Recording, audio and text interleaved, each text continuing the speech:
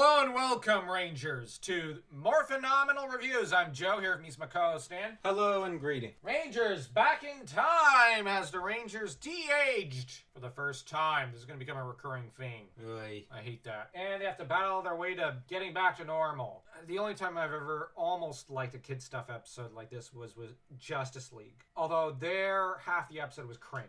Yeah, usually these episodes end up cringe. The wedding of Zed and Rita, where Rita slips a love potion into Zed while he's sleeping, because he sleeps once a year or so to recharge all his evil energies and powers, and she gets Finster to do this for her after she's busted out of the dumpster by him. The problem is Rita kind of clogs his thinking now. This love potion did have a negative impact on him mentally for a few episodes. And this is going to become obvious a couple episodes later. Rita just sees it as, you know what, Finster, throw every monster you've got, all the dozens, throw them all at the Rangers. Because throwing one of your monsters at a time against Rangers hasn't worked so far. Throw them all. And the Rangers soon start turning it into a joke and laughing at the monsters. By now, Finster's monsters are like putty. Yeah, Baboon Squad could put up a better fight. This would have been a plan that, with the first team, could have succeeded. By the end of season 1, I don't know if it would.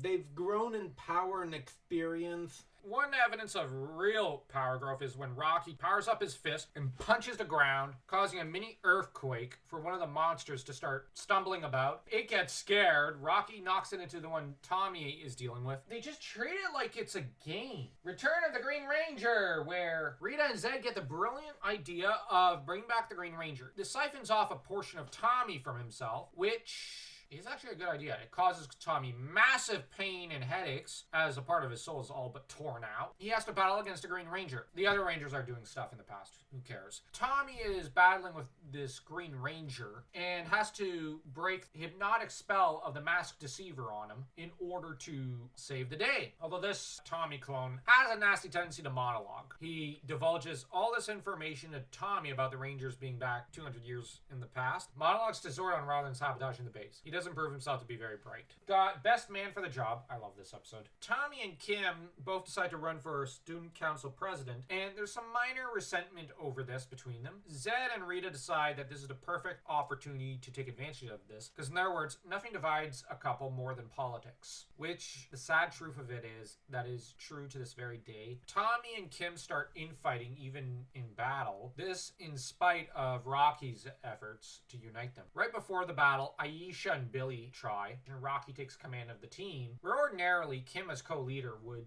have command, even Billy and Aisha. But Rocky steps up, I think for like the second or third time in the season.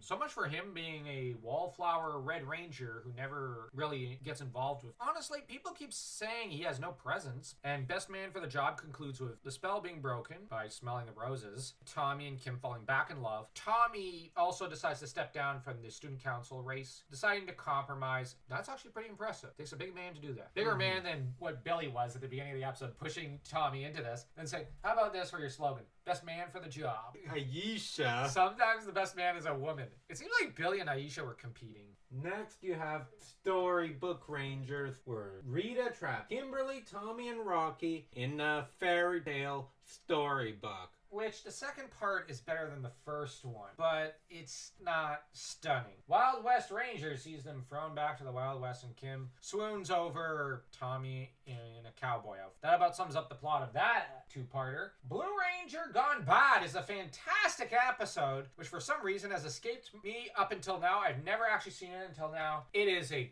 great episode. Billy is cloned as well, this being one of Zed's common tactics, and Rita's apparently semi-adopted the plot as one that she's fond of. Zed starts to shake off the love potion, and when she screeches at him at one point, he just complains, her voice could peel paint. Yes, and right beforehand, he's kind of rubbing his temple as though in severe agony. With his other claw, he's starting to claw at his throne. So we can see that he's starting to fight off this love drug that's been in his system. As much as he needs to recharge once a year, seems like his immune system is flushing out that love potion. Apparently, apparently he will genuinely come to love her, despite also kind of having a love-hate relationship with her. Rita's the same way, but they're just twisted. I just love how abusive they are with each other. They're evil. They're supposed to be. They're functionally abusive. The evil Billy proves to lack the huge IQ of the actual Billy. While he doesn't understand science as much, he is, however, a cunning person capable of playing the Rangers against each other. Tommy contacts Zordon behind his back because the evil Billy says, well, Zordon wants me to fix the communicators or update them. Tommy forgets to give his over. His memory kicks in. Zordon tells him,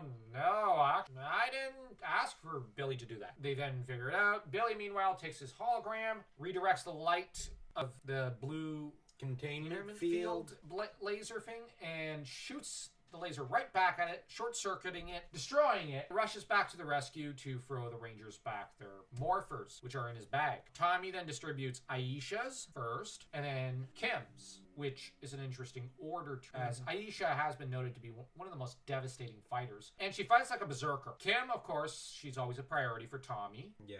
During this fight, Tommy was to try to focus on getting the morphers back. Same with Kim. They ended up both struggling because it was up in a tree. So we see Rocky and Adam team up on Goldar and handle him with ease. I think at one point even laughing at him. Yeah, just playing with him. And that's something that we never saw Jason capable of doing. He never won a single fight against Goldar, while Adam and Rocky each take him down with ease. Now bear in mind, guys, Tommy has taken out Goldar with ease. That was a big thing when that happened. But they're just teaming up on him to confuse him. I actually think they could take him individually. Yeah. They're just toying with him. And the fact that Tommy was able to solo both Goldar and Scorpina. Teaming up. Yeah, which we see a power progression and a skill progression. Yep. Friend in Need has the Rangers meeting the creators of Alpha, going back to his homeworld. Meanwhile, Kim has the flu. I don't know what to say. Aisha's never looked prettier than up till this point in the series. Tommy and Rocky have a pretty neat spar at the beginning. These episodes aren't exactly fun. Yeah, Kim having to battle against a monster alone is pretty cool, but not cool enough. Rate these episodes. I'm gonna say Rangers Back in Time. I'm gonna rate it a 0. For me, I have no interest in this. Yeah, they could have gone a bit more in the Rangers' personal history. They did at the beginning of the episode, but it didn't go anywhere. Yeah. Then you get the wedding, which I think my rating is going to surprise you. I'm going to say a 2.1. I actually kind of enjoyed this episode. I will say a 2.5. Because, honestly, I liked how it came out. Yeah, there was some cringy elements. But we got to see that what happens when they do unleash all their monsters. Yeah. At once. And we got to see also lore progression with Zed and Rita. Marvel Comics has never been able to make the Odin sleep thing work. But here, they did it right. And they never contradict that part of the lore. I liked how one of the scenes was shot in a cathedral. I just wish they had slightly better camera work in there. Yeah. Now, they did show great camera work and cinematography at a few points in the movie. I was just hoping they'd kind of use some of those skills and techniques here, rather than a more low-quality kind of style. In hindsight, I might raise my rating to 2.5 as well. Mm-hmm. You've convinced me. Okay, this episode's way better than a 2.1. A 2.5. We could tell that there was some effort put in the episode. Oh yeah, especially with the lore. Return of the Green Ranger, ignoring the fluff with the rest who are trapped in the Wild West. Sorry, I'm not interested in that. Yeah. I will say this is a 2. Agreed. I really like the Tommy plot. That's the sole reason this is getting a 2. I really like the White Ranger versus... A lot of the time travel episodes, just leave it to the Flash. Yep. Best man for the job! I'm gonna say a 3. I really like this episode. Yeah, I'll say 3.25. I'm gonna judge you for a 3. And I'll judge you for a 3.25. I mean, we do see progression in the lore. Plus, there's nothing more entertaining than seeing Tommy and Kimberly going at it. In what way?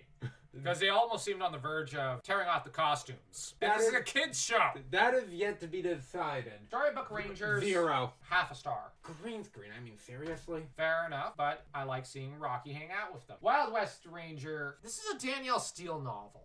I'm just saying. Mm-hmm. This is a 1/4 star, and that's it. Same. I don't see the point of the episode. Yeah. Blue Ranger Gone Bad. I wish this was a 2 or 3-parter. That would have made it much more interesting. Bring up the clone's intellect. Yeah, I will, however, say it's a 2.5. I will say I found this was a 3. Well, the reasons you just nominated as the prime reasons for what brings down this episode to me is what brings it down to a 2.5.